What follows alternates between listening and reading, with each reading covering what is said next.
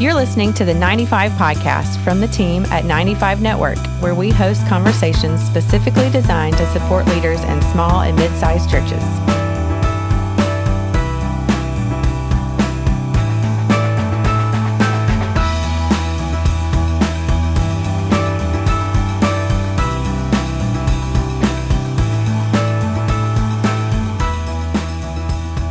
Hey everybody, welcome back to the 95 Podcast. This is Dale Sellers, Executive Director of 95 Network, and today I'm hanging out with one of our teammates, Kevin Smith. Kevin is our podcast producer extraordinaire, and he's the one that makes sure these things sound good when we do them. And he and I are going to talk life today. So Kevin, how are you doing? I'm doing well, recovering from the hurricane that came through last week, but we're recovering and taking it day by day. That is the truth.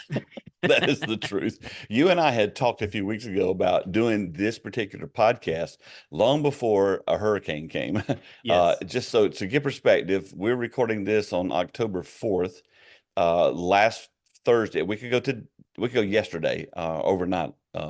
Hurricane Helena, is that right? Is that how you say it? Sure. Whatever the hurricane came through. Yeah, the hurricane and it came through and it devastated lots of Georgia, Florida, South Carolina, and especially the mountains of North Carolina. It's really sad what's happening up there. But as I recorded this podcast, this been a week, and so to give you perspective, Gina and I moved into our new house last Tuesday, and a hurricane hit Thursday night. And so Friday, we've been without power since Friday. So it's been a week. We have no power. We did install a generator on the house when we built it, which thank God we did that. And we power our whole house with it. But I've already had to fill the propane tank once in a week. So it's going to be expensive. But we've been without power and there's tons of people. Thousands and thousands of people in our area still without power.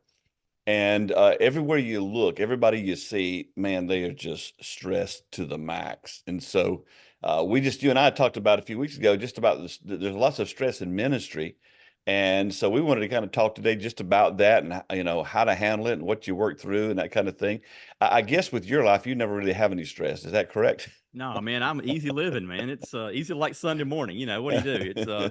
I've got two teenage children. One's getting ready to go to college. Started a new career a couple of years ago. So what is stress to me? What do I know? Not a thing. Not a thing, man. So I thought, I was thinking about this as I actually am recording the podcast at my daughter's house because they have power and internet. And so I drove over here to do it. And as I was riding over, I got to thinking about, I want to give a really good backdrop to what we're talking about today, because we've done a lot of podcasts about soul care and about being healthy as pastors and leaders. And I think we still have to kind of hang in that vein right now because of just the season we're in. We're in the political season right now with the presidential race and all that's entailed and all the meanness and fussing and fighting. But I got to thinking about it. So here's been my life. This is 2024. So 2020, we had the pandemic. And then that summer is when I almost drowned on a sabbatical. It broke me so much that I had to go to Texas for counseling. And on the way back from counseling, somewhere in Texas, Gina and I got the really bad strain of COVID. And so my sabbatical was almost drowning, going to counseling for a week, and then spending 14 days at home with COVID. It was awful. And so we went through that. And then that December, so that all took place in the summer. That December, my son-in-law's 23-year-old brother, who had some health issues, passed away suddenly right before Christmas. We had a bright spot where our grandson Josiah was born 3 days after Christmas, or 2 days after Christmas. And then about 2 weeks after that, when I'm out doing a vision day, my father-in-law passed. And so, so we had that back to back. And then this past year, in between there, my dad passed last February, a year ago. And then in between there, this past February, I didn't think about it being another February, I did the funeral for my son-in-law's mother, who was 62, who suddenly passed. Not to mention the stress and strains of, for 2 years now, Gina and I have been building a new home.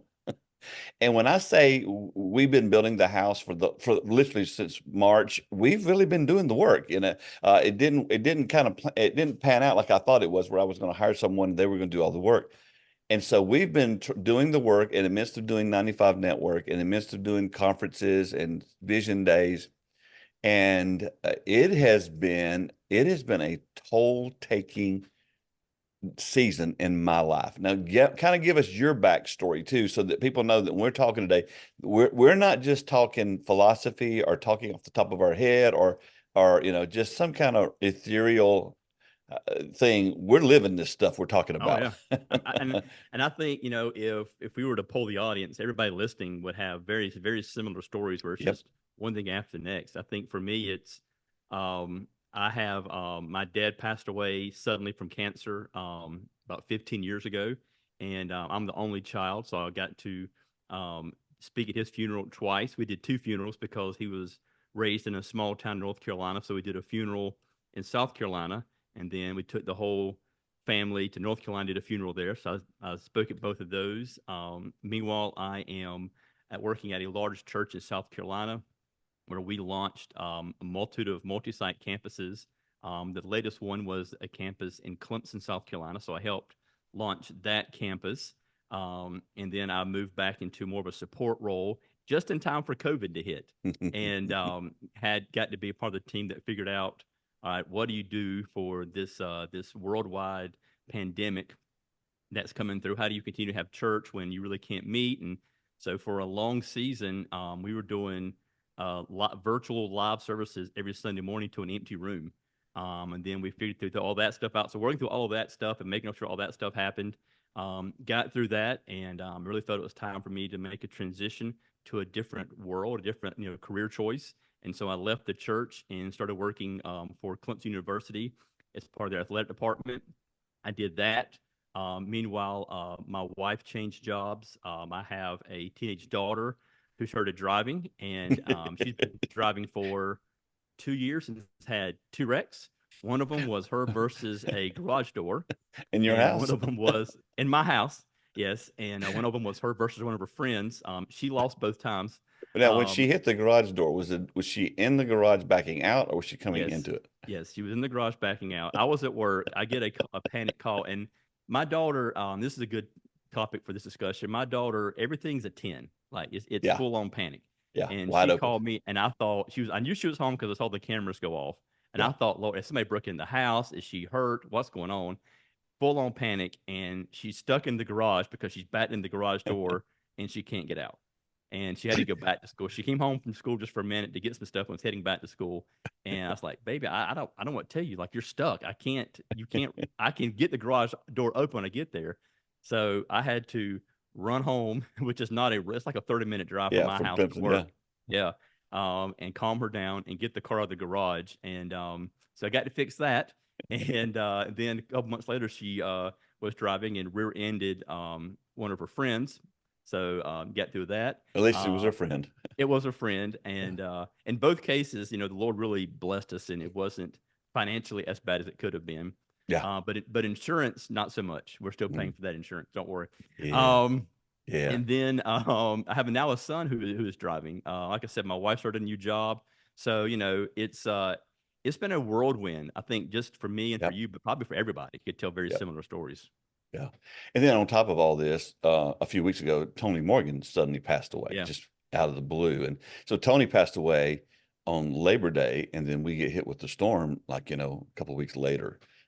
Sorry, we had his funeral 2 weeks later, and then the storm hit the 2 weeks after that. So, for me personally, it's just been like a lot of gut punches, trying to process stuff. Tony was a dear friend, and honestly, I'm doing what I am now in part because of Tony's influence and the things that happened because I worked with him at the Unstuck group, and so we're still trying to process how a 55-year-old guy just dies. I know people say, well, it was just his time, and I don't disagree with that necessarily, but it's still hard to process, because he was at the top of his game, if you could say it that way, is leading a strong ministry, helping thousands or hundreds of churches, I should say, all across the country. Got a great team built. And, now they kind of got to figure out what do they do going forward. Well, I went to the funeral, was part of that. And so, we do the funeral, and then we come back a week later, and then, all this stuff. And so the reason You had reached out to me. Actually, tell a little bit about your friend. We won't name him, but when you just like, hey man, we've got to talk about this. Kind of give me the backstory there too. So I've got a buddy who's still in ministry, and he and I meet for lunch and just talk pretty regularly, and don't really go into a ton of like specifics of what's going in his life, but just kind of in general top conversation talking. He had told me that he'd gone to the doctor just for a general checkup. He has allergies. Went for a checkup, and the doctor took his blood pressure and said, "Let me see your other arm." Took his blood pressure, his other arm, which I don't know why that'd be different, but okay, I'm not a doctor. I've had that happen a few times. Yeah, went back and the doctor said, "How's work?" And he goes, "Well, it's pretty stressful." He said, "Well, your blood pressure is really elevated, and if we don't do something, we're gonna have to take some measurements like medicine, that kind of stuff to talk through it. So you need to work on getting that blood pressure down." And the dude's 29. 29 years old. 29 years old, and with all the love I could muster, I proceeded to just like rake him across the coals in this restaurant, because it was literally the day we were having lunch was the day that I found out that Tony Morgan passed away. Like, you'd call me that morning and told me, and that afternoon we had lunch, and I was like, dude, you cannot do this. Stress is going to eat you alive. And so after that, me and you talked, like, I feel like as an organization, we need to at least start a conversation about this. So, because I think when I look back to my life, when I was under stress, and I know you and I've talked, when you were under stress, you felt like it's just me versus the world. And there's nobody else going through this. Nobody understands. If I tell anybody, they're going to think I'm complaining. So I'm just going to take it on and deal with it myself, which is the last thing you should do. That's absolutely true. And, the reality is this, so, he's 29. Probably my health issues started somewhere in my 20s because of stress and pressure. And here's the thing, you talked to him, as you said, raked him over the coals, you got in his grill, you talked to him straight up, but I bet he hadn't changed at all. No. And that's kind of one of the, I don't know if frustration is the correct word, but one of the eye-opening things about what we've done at 95 Network over the last 3 years is we've transitioned to adding the soul care piece to what we do. It's been very eye-opening to meet the pastors who will agree, yeah, man, I know that's not good. I know this, I'm not healthy. I know I should do this. I know I need the Sabbath. I know I need to go on vacation. I know I need to get some balance in my life, but they don't do it. And they'll look you in the eye. And if you're a pastor, if you've ever done any kind of ministry, you know what I'm talking about. When you're telling someone the truth, and when you're telling them, they're going to totally ignore what you're saying. I've done that has before. been, yeah. I think we all have done that. And that's part of what I wanted to do today, is just be really transparent, which I try to be anyway on this podcast, but just about life and that kind of thing. I'll give you a good example. So when I was in my 20s and my 30s, when I was pastoring, they put me on blood pressure medicine. But I took myself off of it because I started feeling better. Well, my high blood pressure is what led to having quadruple bypass heart surgery at 53 years old. I had a widowmaker. I had the same condition, if you will, that Tony had. And the only reason I didn't just drop dead like he did is because I had to apply for an insurance policy, and they sent an in-home nurse, and she did an EKG and discovered it. I didn't know it. I didn't know that my heart was blocked up 100% in one artery and 90% in the other three. I thought I was getting old. And I guess I'm concerned today enough to where we want to do an entire dedicated podcast, is that a lot of our listeners may be at the point where you feel like, well, just because of the stress, the pressure of life and what's been going on. And I'm sure many of you could top anything that Kevin and I shared about what we've been going through. But you can't just keep ignoring it. You just can't keep thinking, well, one day it's going to get better, or someday I'm going to fix this, or someday I'm going to exercise, or what. That doesn't work that way. What have you seen, Kevin, when you've talked to people about this kind of thing? Yeah, I think the thing I've seen, Dale, especially as I have stepped away from ministry, when you step away from full-time ministry, it's kind of, you get a new reality of like, oh, this is what it's like on the other side of going to a church office Monday, Tuesday, Wednesday, Thursday, and working on Sunday. Is most pastors or most church staff are Marthas. They're not Marys. Yeah. We're a bunch of Marthas, and we are go, go, go, go, go, go, go. Oh, look, there's Jesus. Y'all go spend time with Jesus. I've got to make sure this is ready and this is ready and the parkers are good and the greeters are good and the message is ready and the points are in. And then that's just a Sunday. And then Monday, you're prepping for the next one. And so, I think as pastors, people who have preached a lot, we probably preach that message and like, be a Mary and just sit in the lap of Jesus. But we're doers, we're grinders, we're goers. And I think for a lot of us, we think that if we don't do it, who will?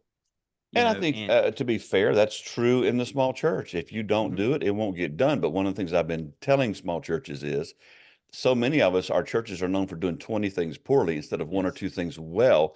And it's because we try to do too much. And if you're at a point to where you're doing so much as a leader, and this could be in any setting, whether you're the lead pastor, a staffer, or whatever, but if you're at the point to where you're doing so much that you can't take a day off, and even beyond just physically taking the day off, I know some pastors reluctantly will do that, but they still don't take it off mentally, and they still don't take it off emotionally. They're thinking about work, or they're texting the whole time, back and forth with people at work or about work, and that's not taking a day off, and it's not Sabbathing, and as we have done, I mentioned this several times on the podcast, but as we have done the Soul Care Conference, the number one area that I've gotten pushback from pastors is in this arena called Sabbath.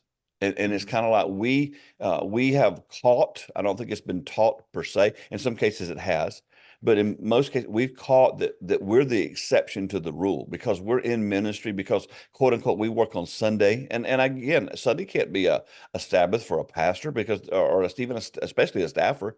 It's got to be a different day of the week. And for some reason, I think once we get past that one day, we're like, well, I've got so much to do. And so I just kind of want to talk around that concept today that, and I want to be fair too, because some of us are not the lead pastor. Yeah. Some of us are, we work for someone who requires of us to do stuff. You were kind of in that boat, weren't you? Yeah.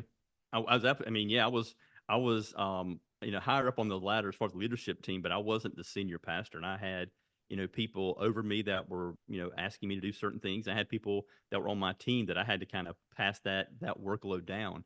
I think, as I think back to my time in full-time ministry, there was a guy that anytime he had a day off, he would turn his phone off. Like you couldn't reach him. And I used to get so frustrated. Like, come on, dude. Like, I just need that text you one question. But again, new perspective and of a new world, where I'm at now, what I'm doing now, when you're off, like me and the family, we went to Los Angeles for a week-long vacation this summer in the middle of baseball regionals at Clemson. I wasn't there. And it's just like, it would be equivalent to their Easter service. Sure. Like, it's a big deal. Mm-hmm. And I said, hey, I've got this vacation booked. My boss was like, yeah, go. And I mean, I'm in California. I got this many phone calls.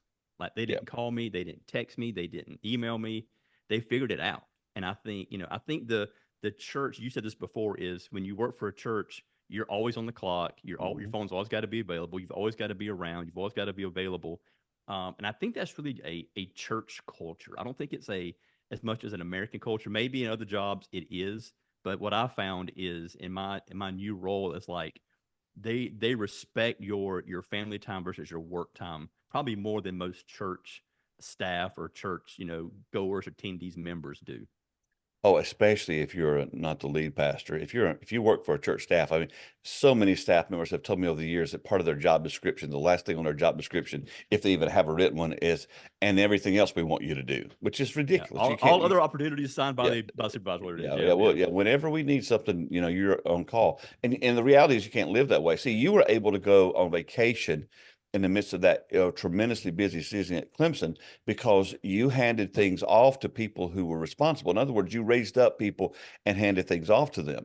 Yep. And most of us don't do that in the church world. We, and I'll give a great example. So, and you and I worked together years ago. You were our youth pastor when I was the lead pastor at our church that I've talked about.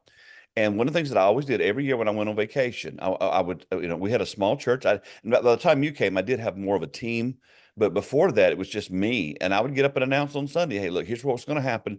Our family's leaving today. We're going to the beach for a week. Don't call me because I won't answer. But here are 3 people you can call. And I had our board members, had them walk up front, and I listed their names and their phone numbers. And so y'all write down their phone numbers. If you have any kind of a situation, you contact the board members because I'm on vacation and my family and I need that time. And so I was specific about, I didn't just leave them abandoned. I did raise, I had, and you didn't leave Clemson abandoned. You had responsible people behind. And that's part of our job. I know there's a lot of pushback to, and how it has been in the small church setting to developing leaders, which is what Jesus did, by the way, for 3 years. But that's another podcast. But the reality is you've got to raise up people, because you can't, as John Sanders says on our team, the calling is 24/7, but you can't be on call 24/7. You have to have margin in your life, and if you don't build that margin in your life, you're not going to have it. It's not going to happen at all. Nope. And I think for me too, as I think back to my years doing full-time ministry, is, I would go on vacation, but I felt so obligated and so worried about things that I would take a peek in, so if it's a Sunday and I'm off, I would still watch the stream. Like I would check and watch and be like, oh no, I'm gonna hear about that on Monday, or that happened, or that didn't happen. And so like being able to just like, hey, I'm going to leave and I'm going to close my eyes and I'll deal with whatever happens when I get back. Good, and to bad, clarify, you weren't peeking in so you could observe and worship together. You were working. I was peeking in because I wanted to know. I always had to, and I said this to the people on my team, and as I look back, it's like, God, I was so stupid. I used to tell them, if you will tell me what's going on, I can fix it. Like, I don't want to be surprised. Let me know what's going on, because if I know, I can fix it. And there was no Jesus in that, by the way. It was just Kevin can fix it. But if I know about it, I can fix it. So I would be off on a Sunday, whether I was hanging out with the family or I was, just taking a Sunday off just to have a Sunday off. I would still get on my phone and watch the service via the stream. Sometimes even I'd make myself a backdoor stream so I could get in and see it before it hit the network. That's how bad it was. And I would watch it and be like, okay, well, it was good. It's gonna be good. Or, oh no, that illustration bonked, so we've got to deal with that on Monday. And so I didn't rest at all during that. At least during that, hour and a half, 2 hour period, I didn't rest at all. I was as stressed as I would have been if I was, sitting in the seat at my office. And so it wasn't a very restful Sunday or restful break for me or my family. And what we want to be clear, we're not saying that we're talking about being irresponsible. No. But one of your responsibilities as a staff member, as a pastor, as whatever you do, is to raise up, train people. Because, I mean, if you just want to get honest about it, that's what Ephesians 4 says our job is to equip saints. And if you're at a point where you can't literally take a Sunday service off because they need you that badly, then I can assure you, you're not healthy and you're headed for, some difficult days ahead. Yep. So what we're going to do is we're going to come back on the backside of this, and we'll pick up with what you were going to say there. We're Actually, let's not take a break. Let's take a short break. Okay. Let's not take a short break. Since we're both here, okay. I just want to talk about soul care. I mean, I know it's something we roll the spot and we do that thing, but you've seen soul care. Me and you were part of the recording of it. I edited all of them, so I've watched them. As somebody who's in it and done ministry for years and years and years, why should a pastor, why should a team of pastors, why should a church staff take the time to do soul care? Like, why is it important? Well, I think the bottom line is, which we've been talking about today, is we don't do that. We neglect soul care, even though we're told by Jesus to love the Lord God with our soul. We don't understand that one. And again, I think just at least in the culture that I've been a part of my whole life, I think we either was taught or we caught that we are the exception to the rule, and that we're supposed to just suck it up, and we're supposed to be strong, and we're not supposed to show any weaknesses. And so it's just something we feel comfortable with neglecting, if you will. And so, we spent a lot of time, not just coming up with something. We spent months and months and months preparing our Soul Care Essentials conference, which we do live, but we also, as you mentioned, we recorded it. It's available online, the full 3-session conference. And we also created, with Jason Allison, another team member at 95 Network, a 6-week follow-up just to help us get into the rhythm, if you will, of developing a healthy soul. So that's kind of where it all came from and what it was all about. So if we're back, let's go back in time. We're back at the church. You and I, we're working together. We have a staff of volunteers. Is this something that you would do just for yourself, or is this something you would take the whole team through? I've actually had a couple of whole churches go through it. Oh, okay. Because soul care is something that everybody neglects. We obviously focus on pastors and staff members and even board members of churches, but it's just an area that all of us have been trained to neglect in the church world. It's really funny. I grew up in a Baptist church as a kid, and we teach, they teach that, you're saved by grace through faith. It's a free gift, free gift. You can't do anything to make God love you anymore. You can't do anything to make God love you any less. Salvation is a free gift. But then once you're saved, you spend the rest of your life proving how saved you are by your works. Exactly.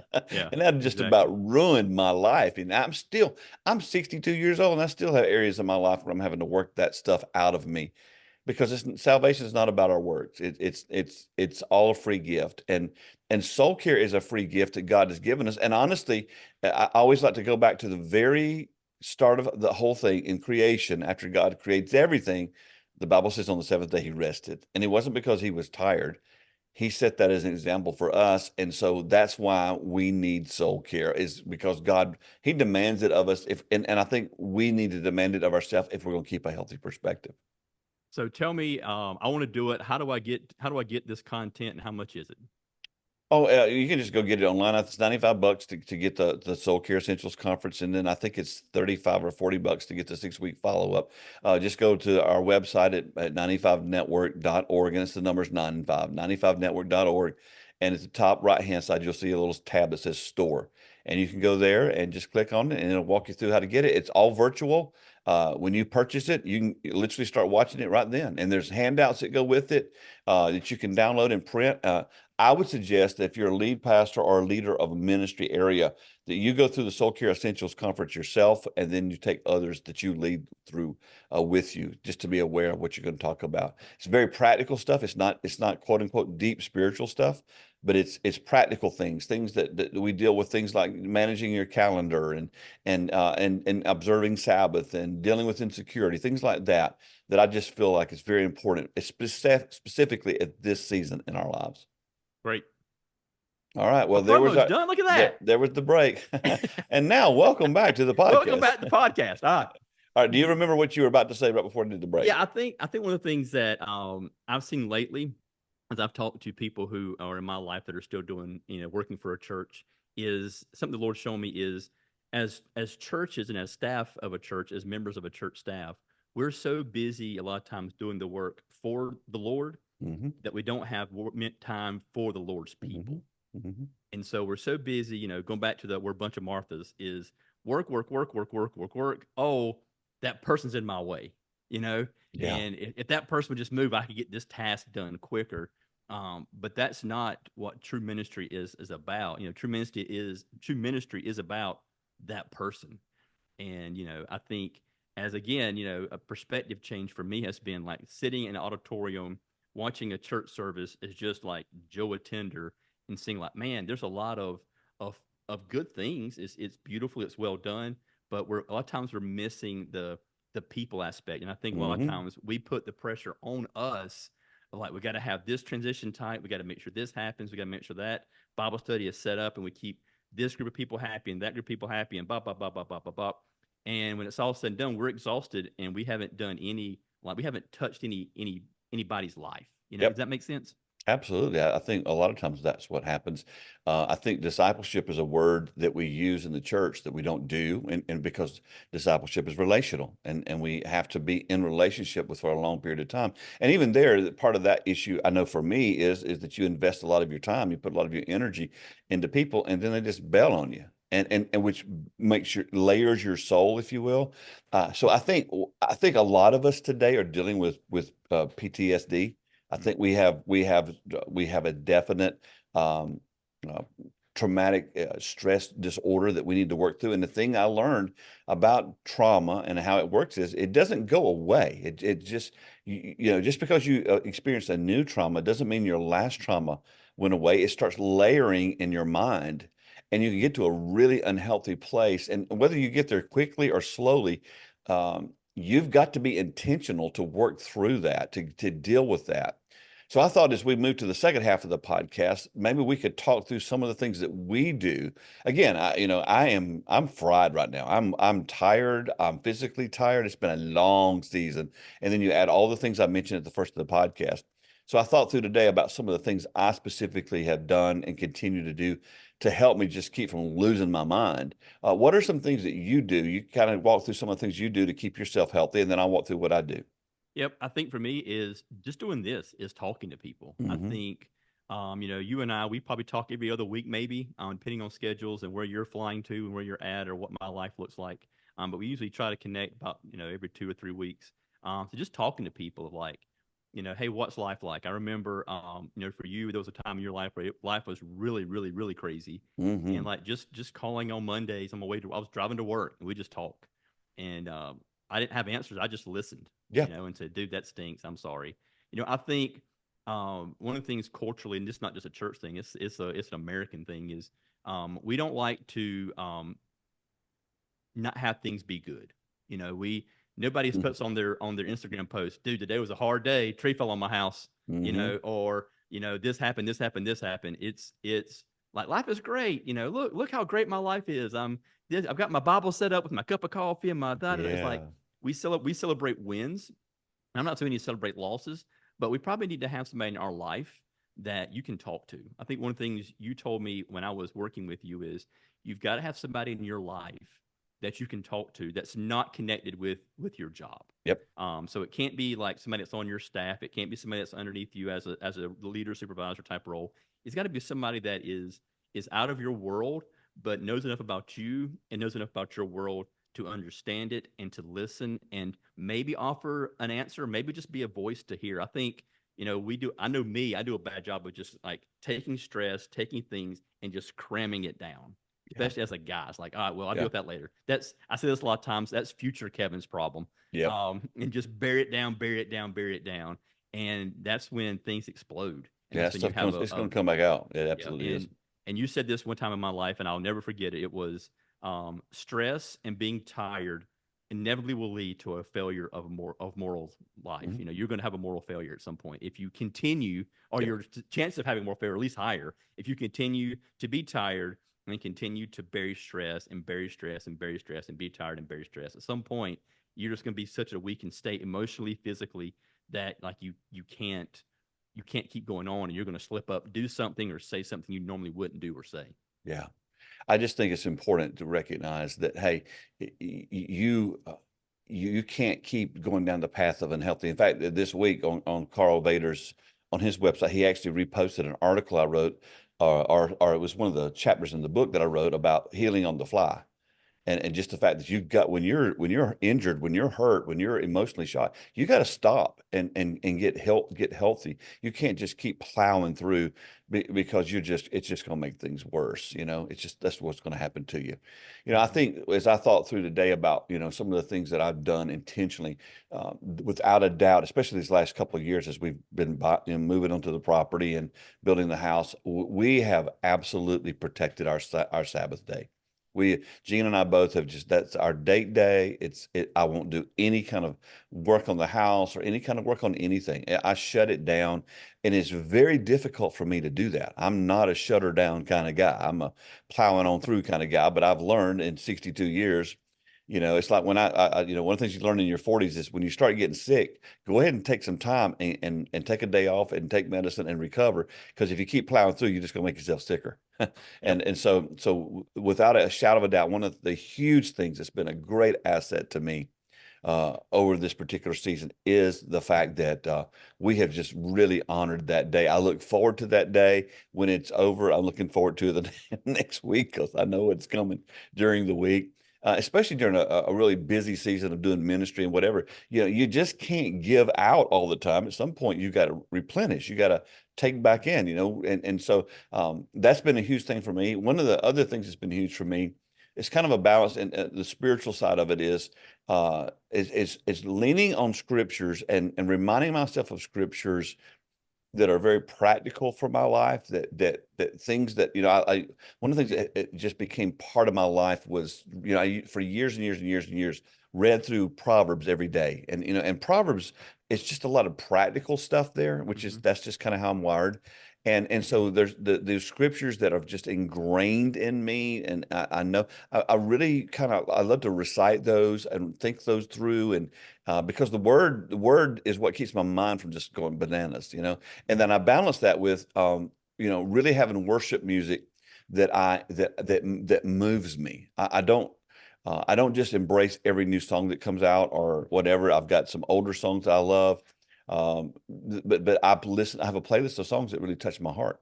And I always know this, Kevin. I always know I'm not in a good place when I lose my song. Our family's always been a singing family. Our kids grew up around that. And and if I go through a season and I'm like, man, I don't remember the last time I was just driving down the road and just singing, that I know I'm not in a good place. And then one other thing to balance or to go with what you said earlier, it's hugely important to me that I have friends who are not in ministry that I spend time with, that I talk to, that I hang with, because like you said, they have a different perspective. They can ask you questions that maybe they're not supposed to ask you. Whereas in pastoring, you there's certain taboo things. I was with a pastor recently, and this was really sad. We were talking through, he's in part of one of the denominations that's really kind of heading in the wrong direction.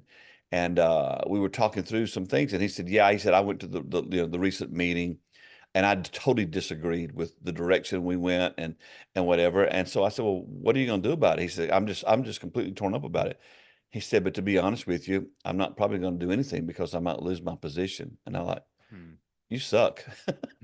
I mean, are you serious, me? I mean, you're going to stay part of something you totally disagree with just because you're part of the good old boy system? And I think Jesus is kind of dealing with all that stuff anyway, but you got to have people outside the circle, man, that can just speak truth to you. And listen, it's not about just people calling you out all the time. Life's not about just getting with people so they can just tell you how terrible you are. You need to have some fun. The guys that I hang out with, dude, they have fun. Yeah, I was going to add that. I was going to say, I think the other thing that most church staff, most pastors don't do is the F word, which is fun. Like we don't. I can remember when I worked for church, I didn't make time for fun because it was too much work and fun wasted energy that I didn't have. But I think back to when you and I worked together. We had a lot of fun. We had a lot of fun. There were days where, we didn't know if we were going to have two nickels to rub together, but we had fun.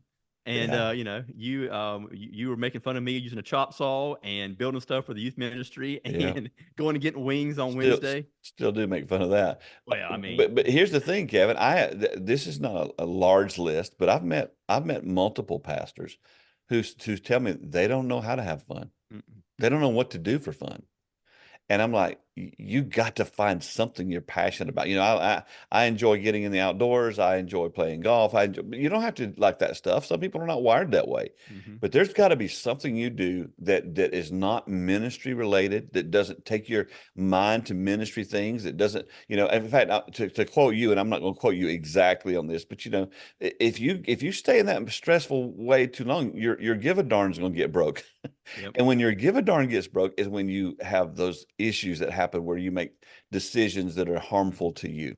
And so you got to have stuff to balance you out so that you are replenished, so that your soul is filled back up. You can't run on empty all the time. I talk about this installed, in the book. It's just like, I remember Gene and I went to the lake one time and we were having a great time, but it turned out to not be so great because I was about 2 miles away when I ran the boat out of gas because we were so busy having fun. I forgot to check the fuel, and that was a bad day. God was gracious. You get to row back. Well, I started trying to paddle back, but you can't paddle the kind of boat we had. It was horrible. Thank God, God's grace. He sent someone to put thumb out. Yeah. Some dude came across the lake and hauled us back. But that's where you're going to end up if you don't learn how to find some balance to this. And you are not called to live a life of stress. You're not called. It is not part of the calling. Yeah, there's some difficult days. Yes, as a leader, you have to make some tough calls from time to time, but you can't live in a perpetual state of that. And I feel like really since the pandemic that so many of our leaders, they're just doing that. And so they're not prioritizing their marriage. They're not prioritizing their kids. They're not prioritizing their own physical health. One of the things that I like to do, is it's got to be, you got to be physically active. I'm 62, and the things I have been doing, building this house have blown my mind that I've been able to do. And it's partly because I'm healthy, and I choose to stay healthy. I don't get to go work out necessarily, go to a gym. It doesn't fit the rhythm of my life now, but I get plenty of working out. Now, you are a workout guy, or have been, at least I know. I don't do it every day, but I try to go like two to three times a week, and I tell people that I'm not trying to get ripped. I'm 48. I'm not looking to, have this amazing bod, and I love carbs. So carbs are my friend. I'm going to eat carbs, and I live in the South. So literally I'm leaving here and probably gonna get some fried chicken, but I'll work out so I can stay above ground and try and continue to live and have the life that I want to have. And it's not my favorite thing in the world. I put earbuds in and go listen to a podcast or do something, and hit the treadmill, hit the elliptical, do some machines. And there's guys who are there who are much more in shape than I am. I just wave at them. Hey, good to see you, buddy. It's not about that. You're right. No, you got it's for yourself. And I'll be honest, that's one of the things that I found as I go and do that, the Lord speaks to me about not just write this podcast or do this sermon, but it's like, hey, have you ever thought about this? And I think back to a lot of things in my life that I thought were important, that oh man, that was important at the time, but in the grand scheme of life, it really wasn't that important. And I think, for me anyway, going to the gym or going for a walk, a lot of times me and Kay will just go for a walk. Yep. And leave our phones at the house and just go around the neighborhood.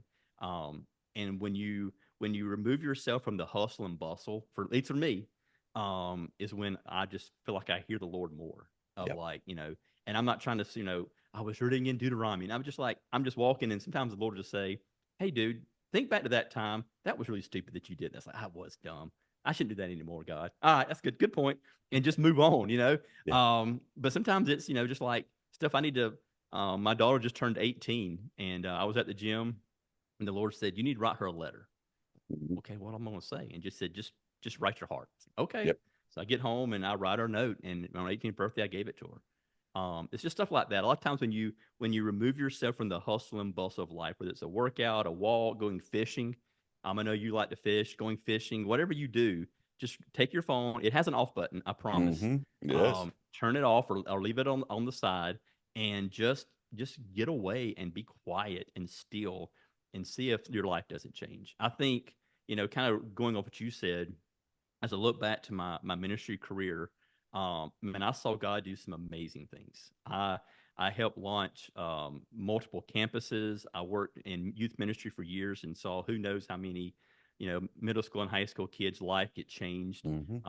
I helped plan and help produce and direct arena services where there were, thousands of people in the arena, and hundreds and hundreds of people got saved. And that was all great. But as I look back, the people who paid the biggest price for that was probably my family.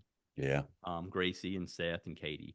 And so as I'm stepping into this new world, as I have a girl who's about to graduate high school and go to college, I have a son who's a sophomore in high school. I'm trying to double up or make levels or make time for that kind of level of stuff of just spending time with the family. And what I want for everybody listening to this podcast is man, celebrate the things that God does at your church and your ministries, your team, but don't forget the people that you come home to every night, whether that's, your children, your wife, your spouse, whoever. They're more important than the people that you're going to work for, because they're the people that see you when you're not on the stage. They're the people that see you when you're not leading a meeting. They're the people that see you when you're not doing a Bible study. Make sure that they are as important, if not more important, than the people that you do work with every day. That's so good. And here's the thing I want to say to you. Maybe you haven't done that so well. Well, do like Kevin, start. Yeah. Just start. I mean, if you didn't do it well a few years ago, you can't get that back, but you can start. And it's a funny thing, because family, when they see that you're sincere and you've made a real shift in how you relate to them, they're very forgiving. So, and some are not as forgiving because they're bitter.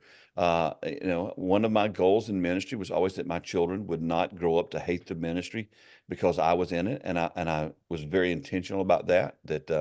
that they would not hate the church because I put the church above them, and I didn't do that. And when I say put the church, I'm talking about my job above them. Yeah. And so if you haven't done well there, just start somewhere. You can't go back and fix the past.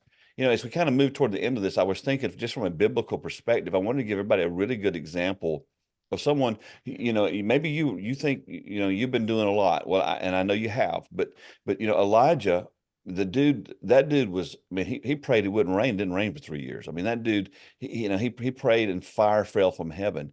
And if you remember, Elijah had been doing a lot of great ministry. He had taken on the prophets of Baal. He was about the only voice around that was calling out, the people, because they're going in the wrong direction and the king's going the wrong direction. But at the end, when he calls the fire down from heaven and he ends up taking out the prophets of Baal. Remember how Jezebel said to him, hey, sent word to him, say, listen, I'm going to take your life by tomorrow. And here's a man who called fire from heaven, who all of a sudden, because of a threat, freaks out and runs, lays down under a tree and says, God, I want to die. And some of you are listening right now, you may be at the place where if you were honest, that's where you are. You'd be like, God, I'm just fried. I'm tired. I've been doing this. I've been, and God knows, he keeps a record of what you've been doing. But you're tired. And so what you need to do is what Elijah did. I think this is a great recipe for anybody who's depressed, for anybody now, if you're clinically depressed, obviously you need to go get professional help. But if you're at a place where you're just worn out, you need to do what Elijah did. And here's what Elijah did. The Bible says he laid down under a tree and he slept. And after he slept for a while, an angel woke him up and he fed him some food. And he went back to sleep. And after he slept a while, the angel woke him up and gave him some more food and told him the journey ahead of him was going to be too treacherous for him to be fried and wasted, basically. That's my version of it. So before he dealt with the spiritual issue, he dealt with the physical issues of being exhausted. He slept and he ate, and he slept and he ate, and he was attended to supernaturally by ravens.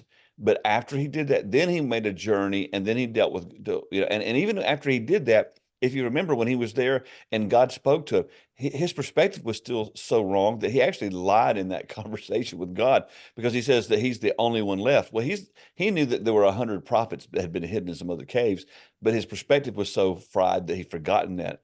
And what God did after Elijah was restored was he sent help. And I think that's what we need to do, is we need to let God restore us, and then let God send help, and then let the help do the jobs. Let the help do their job. And you learn how to relax and enjoy life and enjoy ministry and enjoy Jesus and enjoy your family, because I don't think he ever intended for it to be the way it has been for us. And with all this other outside, with the politics going on, and whether it's a hurricane hitting or whatever may be happening in your life, or unexpected deaths, or your teenager running into the garage door, whatever's going on, life's going to happen. But you've got to make sure you have a way to process it and deal with it. That's not a temporary fix, but it's a healthy fix. Your thoughts? I agree with all that. I think, a timeout is probably good for everybody. Just, hey, I'm going to get away. I'm going to turn my phone off. I'm going to just rest and sleep. I know, we don't like to brag about how much sleep we got. Usually it's like, dude, I'm on 4 hours. Well, yes. That's stupid. We like to brag about the sleep we don't get. Yeah, exactly what I'm saying. We like to brag. I only got 2 hours sleep last night. Like, no, like, go and sleep. Don't set an alarm and just sleep, and just, like you said, and enjoy a meal with your family, enjoy a meal with your spouse, go to a nice dinner and sleep some more and rest some more.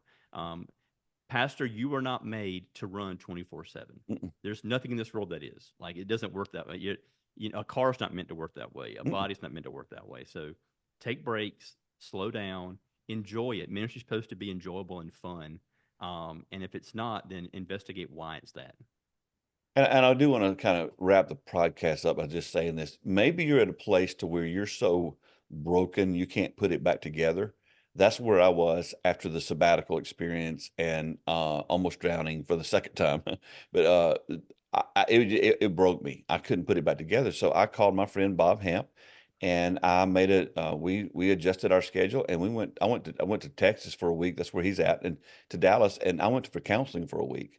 And you don't have to go to necessarily go to Texas to do that. But if you're at a place where you're like, I can't put it back together, it's not going to put itself back together. It's okay to get help. It's okay to reach out for counseling. It's okay to say, hey, man, who can I talk to? if you're in a position right now and you're like, man, I've got to talk to somebody, reach out to us. We will connect you with people who can help you. If you have the habit, Kevin's always been in the habit of, making sure we connect at least every couple of weeks. And so you have those friendships and have other friendships like that. But if you're not in the habit of that, Proverbs 18:1 says, a man who isolates himself seeks his own desire. And what happens to you when you get isolated is you make some really bad decisions. So if you're at a place today and it's just like, the pressure of life, the pressure of ministry, whatever's going on, if you've got secrets going on in your life right now that your wife doesn't know about, or your husband doesn't know about, or you've got secrets that your church leaders don't know about, that stuff's all coming out. I'm just telling you, the Bible says that whatever's in the dark eventually comes out in the light. Don't wait till you've blown your life up and blown your ministry up and blown your marriage up and blown your health up.